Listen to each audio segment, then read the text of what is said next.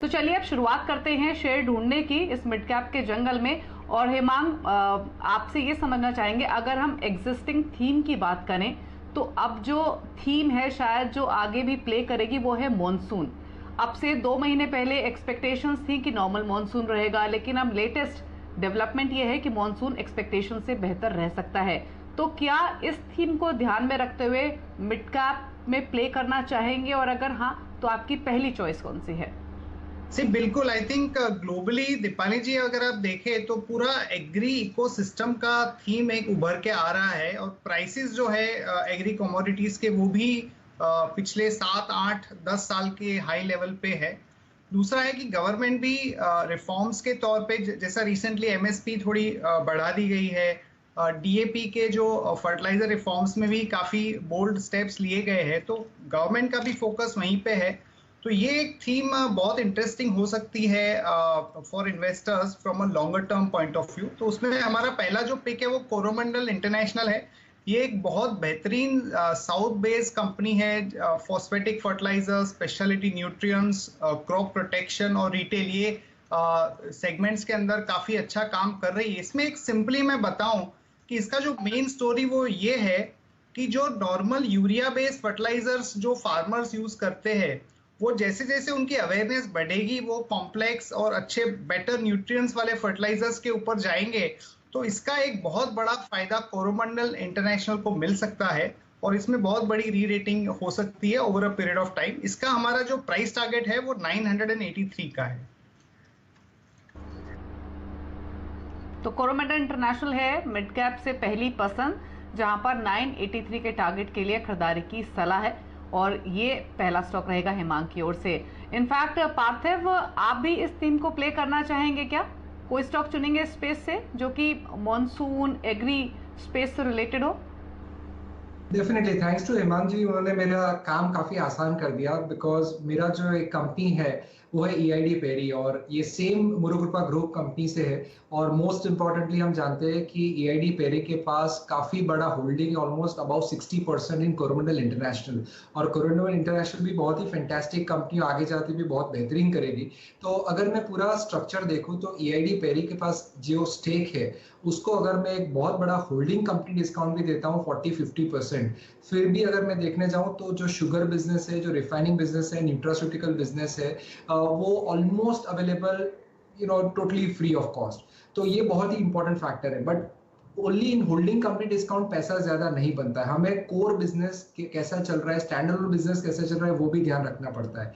अच्छी बात यह है कि पिछले 2 साल के अंदर ईआईडी पेरी ने पूरा डेट फ्री बिजनेस मॉडल कर दिया है, पूरा उनका बैलेंस शीट डेट फ्री हो गया है, और उन्होंने बहुत एफिशिएंसीज पे काम किया है। पहली एफिशिएंसी की मैं अगर बात करूं तो उन्होंने कुछ प्लांट्स रीलोकेट किए हैं फ्रॉम तमिलनाडु टू कर्नाटका। इसका रीजन यही है कि जो केन की यील्ड है वो कर्नाटका मार्केट्स में बेटर है एज कंपेयर टू तमिलनाडु, तो आगे जाते उनको अच्छी प्रोडक्टिविटी से बिजनेस उनका चलेगा। प्लस अगर देखने जाए तो monsoon over the last 2-3 years have been very good, reservoir levels काफी अच्छे भरे हुए, और इस साल का भी मॉनसून अच्छा लग रहा है। और शुगर सेक्टर में ओवरऑल काफी तेजी लग रही है because of lot of government policies, specially ethanol blending.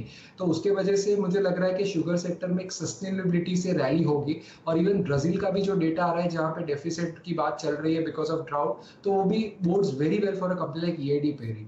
दूसरी अच्छी बात है तो थोड़ा कमोडिटी मॉडल से डी रिस्क हो रहे हैं और थोड़ा B2C पे ज्यादा फोकस कर रहे हैं। Very innovative products like in jaggery, in sugar, low glycaemic index type की हेल्थ बोलते हैं, हेल्थ वाली अच्छी शुगर जो है उनका भी वो काफी प्रचार कर रहे हैं, मार्केटिंग स्पेंड्स भी कर रहे हैं। तो ये मेरे को लगता है आगे जाते हैं बहुत ही बेहतरीन फायदा करेगा। उन्होंने डिस्टिलरीज में भी कैपेसिटीज बढ़ाई है जो कैश फ्लोज को ऐड करेगा। और अच्छी बात ये है कि कोरोमंडल इंटरनेशनल अच्छा करता है, वो अच्छा डिविडेंड देता है, तो मेजॉरिटी डिविडेंड ईआईडी पेरी को मिलता है। प्लस ईआईडी पेरी भी एक ऐसी शेयर होल्डर फ्रेंडली कंपनी है जो उनके इन्वेस्टर्स को काफी रिचली रिवॉर्ड करती है। तो मेरा मानना है 20% इजीली यहाँ से अपसाइड मुझे दिख रही है आने वाले 6 से 12 महीने में। ठीक है, तो कोरोमंडल इंटरनेशनल को तो मिले हैं 2 ब्लू टिक, हेमांग की भी पसंद है वो, और वोट उसको मिला है पार्थिव का भी। और जो पार्थिव ने स्टॉक चुना है वो है ईआईडी पेरी। तमाम फैक्टर्स आपको बताए क्यों खरीदना चाहिए, और इन स्तरों से 20% के रिटर्न तो आसानी से मिल सकते हैं। संजीव जी, अगर एक सेक्टर की बात करें जिसने कोविड संकट में सबसे पहले चलना शुरू किया था वो था फार्मा, और इसमें दिग्गज स्टॉक्स हो या फिर छोटे शेयर्स हो, दमदार पैसा बनाकर दिया है। लेकिन एक एप्रीहेंशन ये अब थोड़ी मन में है इन्वेस्टर्स के, क्या अभी भी स्टीम फार्मा में बाकी है? आपको क्या लगता है, कोई चुनेंगे स्पेस से स्टॉक, मिड कैप स्पेस से खास तौर से? जो पिक होगा वो लॉरस लैब है। ये कोविड क्राइसिस के टाइम में भी बहुत अच्छा इन्होंने अर्निंग डिलीवरी किया था, और पोस्ट कोविड भी जब नॉर्मलाइजेशन आएगा, ये एक स्ट्रक्चरल थीम पे बेस्ड है कंपनी।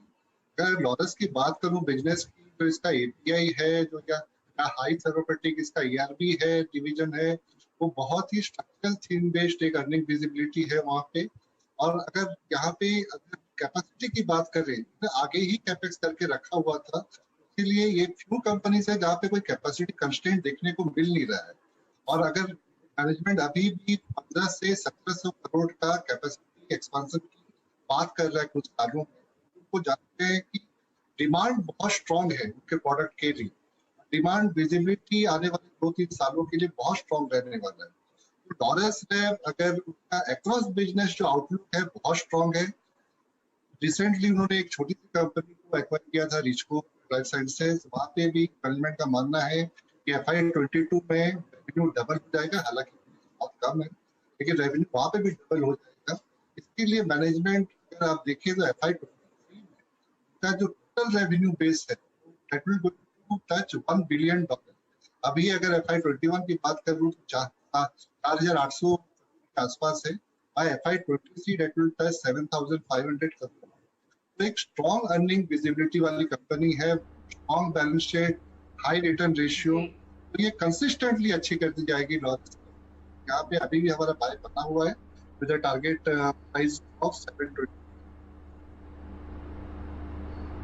ठीक है, तो लॉरस लैब्स है, संजीव को पसंद, यहाँ पर खरीदारी की सलाह है। ऑलरेडी एक स्ट्रॉन्ग परफॉर्मर ये स्टॉक रहा है पिछले 1 साल में, लेकिन यहाँ से भी दम बाकी है। हेमांग, पहली थीम तो आपने एग्री मॉनसून की बेसिस पे चुनी है, दूसरी जो पिक है आपकी वो किस थीम से है और क्यों चुना है आपने वो स्टॉक?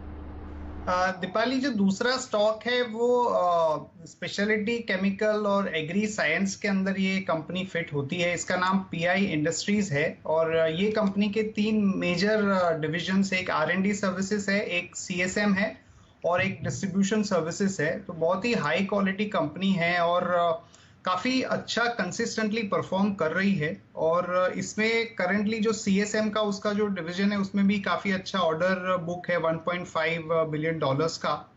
तो उसमें एक काफ़ी अच्छी विजिबिलिटी बनी रहेगी। और बहुत पॉजिटिव बात यह है कि जैसा काम ये लोग स्पेशलिटी केमिकल में कर रहे हैं वो अभी फार्मा में भी कहीं पे जाके वेंचर कर रहे हैं, तो वो एक बहुत बड़ा अपॉर्चुनिटी पीआई इंडस्ट्रीज के लिए बन सकता है। पहले लोगों को एक कंसर्न था कि उन्होंने जो कैश रेज किया हुआ है उसका वो फाइनली एक्विजिशन नहीं कर पाए थे, तो जो रिटर्न रेशियोज थे वो थोड़े से कमज़ोर हो गए थे।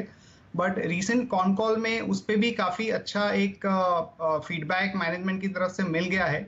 तो ये दीपाली एक ऐसी कंपनी है जहाँ पे कंसिस्टेंटली आपको अच्छा 20% प्लस रेवेन्यू ग्रोथ और अच्छा एबिटा मार्जिन और लगभग 25 to 30% kind of net profit growth देखने को मिल सकता है। तो ये डेफिनेटली एक पोर्टफोलियो में लॉन्ग टर्म के हिसाब से रखने लायक स्टॉक है। हमारा फिलहाल जो प्राइस टारगेट है वो 2945 है, बट जैसे जैसे विजिबिलिटी आएगी, क्वार्टरली नतीजे आएंगे, तो उसमें फिर हम उसके हिसाब से उसको अपग्रेड कर सकते हैं। ठीक है, और इनफैक्ट ये स्टॉक तो काफ़ी स्ट्रॉन्ग मूवर रहा भी है, नए हाइज भी इस पर ये ट्रेड कर रहा है उन्हीं के नज़दीक। और आप पिछले 1 साल की या फिर पिछले 2 साल की परफॉर्मेंस देखिए, दमदार पैसा बनाकर इस स्टॉक ने दिया है। इनफैक्ट पार्थिव, ये तो एग्री केमिकल थीम की होगी, लेकिन ओवरऑल केमिकल एक ऐसा स्पेस रहा है जिसने कांस्टेंट रिटर्न दिए हैं। अगर आप पिछले 2 सालों का मूव देखें तो स्टॉक्स कई गुना बढ़ चुके हैं इस स्पेस के। ये केमिकल स्पेस से कोई स्टॉक ठीक लग रहा है क्या मिड कैप्स में? सी डेफिनेटली अगर इंडिया की बात करें तो China is 25% of the world's global chemical market और इंडिया इज ओनली एट 3.5%। और आगे जाते जिस तरह का ट्रांजिशन देख रहे हैं, काफी ग्लोबल कंपनीज है फ्रॉम यूरोप और यूएस जो इंडिया जैसे कंट्री को टारगेट कर रहे हैं कि जहां से वो सोर्सिंग बढ़ाए। तो यही एक थीम है, यही अपॉर्चुनिटी है जहां पे आने वाले 10 साल में मुझे ऐसा मानना है कि इंडिया का जो मार्केट शेयर है वो करीबन 4% से होके 8% 10% भी हो जाता है तो भी बहुत बड़ा वेल्थ क्रिएटर ये सेक्टर हो सकता है। और आज की तारीख में हम लोग जब भी स्पेशलिटी केमिकल की बात करते हैं तो मेरा सा मानना है कि स्लाइटली अब्यूजिव वर्ड हो गया है, because what happens is any company talks about they are into specialty chemicals. लेकिन जिस कंपनी की मैं बात कर रहा हूँ Navin Fluorine, we have to understand कि जो चीज उसने पिछले 5 साल में R&D बेस्ड फ्लोरिन केमिस्ट्री में की है वो इतना इजीली उसके कॉम्पिटिटर से रेप्लिकेबल नहीं है। और इसी वजह से उनको हाई परफॉर्मेंस प्रोडक्ट के डिवीजन में कंटिन्यूसली लगातार बड़े ऑर्डर्स मिल रहे हैं जिसकी लॉन्ग टर्म विजिबिलिटी होती है। ये ऐसा टेक्निकल नीश है और ऐसा स्पेशलिटी एलिमेंट है जिसमें जो मॉलिक्यूल डिस्कवरी करते हैं, क्रैम्स करते हैं, वो बहुत ही डिफिकल्ट है to replicate. And that is the reason कि हम देखते हैं कंसिस्टेंटली कंपनी 25 से 30% के एबिटा मार्जिन पे काम करती है। कंपनी का पास्ट ट्रैक रिकॉर्ड देखेंगे तो कैपिटल एलोकेशन काफी कंजर्वेटिव रहा है, लेकिन अभी वो काफी अग्रेसिव हो गए। उन्होंने दहेज में भी काफी फैसिलिटीज बढ़ाई है, देवास में भी उन्होंने क्रैम्स का जो बहुत ही स्टेट ऑफ आर्ट प्लांट किया है वहां पे भी कैपेक्स की बात की है। और ये capex is driven by the customer enquiries, काफी इंक्वायरीज उनको आ रही है। और फ्लोरीन केमिस्ट्री में भी अगर वो ज्यादा नहीं लेकिन फार्मा और एग्रोकेमिकल मॉलिक्यूल्स के भी काम करते हैं तो आने वाले 5 साल तक बहुत ही बड़ा बिजनेस ग्रोथ पोटेंशियल है। हमारा मानना है ये company easily 20 to 25% CAGR rate से ग्रो कर सकते हैं आने वाले 5 साल में। सो मार्जिन ऑफ सेफ्टी काफी है यहाँ पे इन्वेस्टमेंट्स के लिए। और मेरा मानना है कि at least in the next 6 to 12 month इस तरह के ट्रिगर के 20% का रिटर्न। ठीक है, तो नवीन फ्लोरीन है दूसरी पसंद पार्थिव की। पहले इन्होंने चुना था EID पेरी को और 2 स्टॉक्स आपको मिले हैं हेमांग की ओर से, जहां पर उन्होंने PI इंडस्ट्रीज और कोरोमंडल इंटरनेशनल को चुना है और लॉरस लैब पसंद है संजीव को। एक छोटे से ब्रेक के लिए यहाँ पर रुक रहे हैं। कुछ और मिड कैप के शेयर बाकी हैं हमारे एक्सपर्ट्स के पिटारे से, बताएंगे आपको छोटे से ब्रेक के बाद।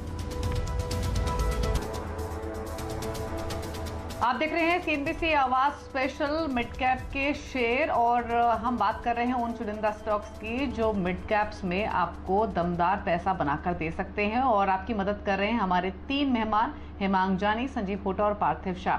संजीव होटा के पास चलते हैं। संजीव जी, आपने लॉरस लैब की बात की, अब बताइए जो अगली 2 मिड कैप पिक्स हैं आपकी वो कौन सी हैं? होगी अच्छा खासा परफॉर्मेंस किया है इन्होंने लास्ट सालों में। और जो इन्वेस्टमेंट फिगर इसमें मुझे अच्छे लगते हैं, जो पहली बात है मार्केट लीडर है, एक structure steel space market share है। सेकेंडली जो कैपेसिटी एक्सपांशन है बहुत स्ट्रॉन्ग है। बाय FY25 करंट कैपेसिटी से की कैपेसिटी 7% हो जाएगी। तो लगता है कि वर्ल्ड एनवायरनमेंट इतना स्ट्रॉन्ग है, दैट इज कैपेसिटी।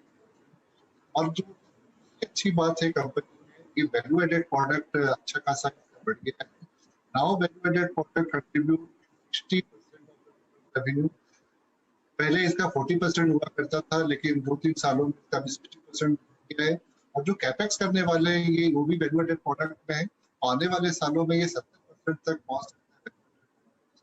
सेकेंडली जो सबसे कंपनी है ट्राइकॉट को भी मर्जर करने वाले हैं, वो ऑलरेडी वैल्यू एडेड प्रोडक्ट में है। इसकी वजह से मुझे लगता है कि earnings revenue double digit grow करेंगे।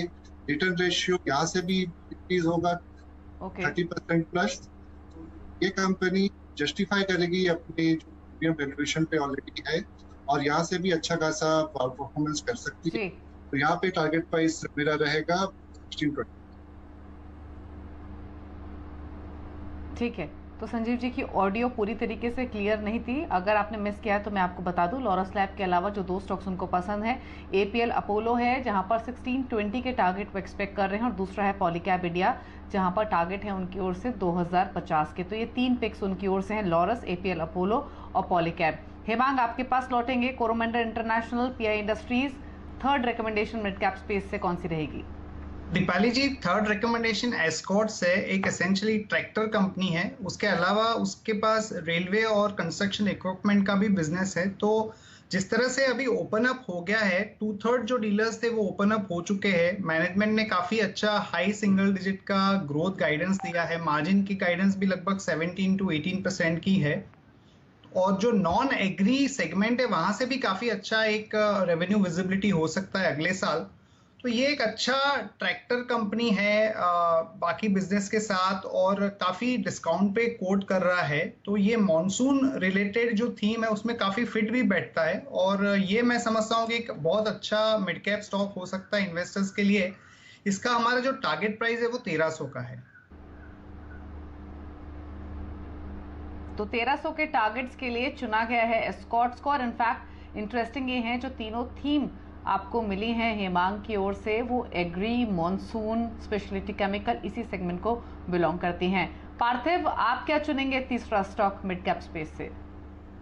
मेरा तीसरा स्टॉक CDSL रहेगा, और ये थीम बहुत बड़ी है, और ऐसी थीम जहाँ पे विजिबिलिटी है, ग्रोथ है, वो हमें बहुत ही पसंद है। और हम जानते हैं कि जो ग्रोथ एक्सपेक्टेड है इंडियन कैपिटल मार्केट्स में आने वाले 10-15 साल में, वो बहुत ही बड़ा है। और ऐसे माहौल में अगर ऐसी कंपनी हमको मिलती है इन्वेस्टमेंट के लिए कि जहाँ पे उनका मार्केट शेयर काफी तगड़ा है, इजीली कोई थर्ड कॉम्पिटिटर नहीं आ सकता, तो डिपॉजिटरीज एज अ बिजनेस बहुत ही अच्छा इंटरेस्टिंग बिजनेस मॉडल है।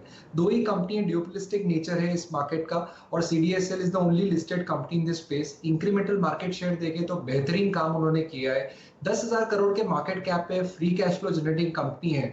मेरा मानना है कि ये स्पेस में आगे जाते बहुत बड़ा अपसाइड हो सकता है, और जिस तरह के दूसरे प्रोडक्ट्स भी आगे जाते ये कंपनी कर सकती है, जैसे डिजिटाइजेशन ऑफ रिकॉर्ड्स, ये भी बहुत बड़ा बिजनेस अपॉर्चुनिटी बनने वाला है। और ये कंपनी के पास अभी क्षमता है कि कम से कम 5 करोड़ अकाउंट्स हैंडल कर सकते हैं। आज की तारीख में उनके पास 3 करोड़ अकाउंट्स है, और ये 5 crore accounts without any capex. तो जितने भी अकाउंट्स बढ़ेंगे, ट्रांजैक्शन फीस बढ़ेगी, तो ऑपरेटिंग लेवरेज बहुत ही बेहतरीन पैमाने पे बढ़ने वाला है। तो CDSL भी बहुत ही सेफ और साउंड स्टॉक है जो लॉन्ग टर्म के लिहाज से हमें अच्छा लगा।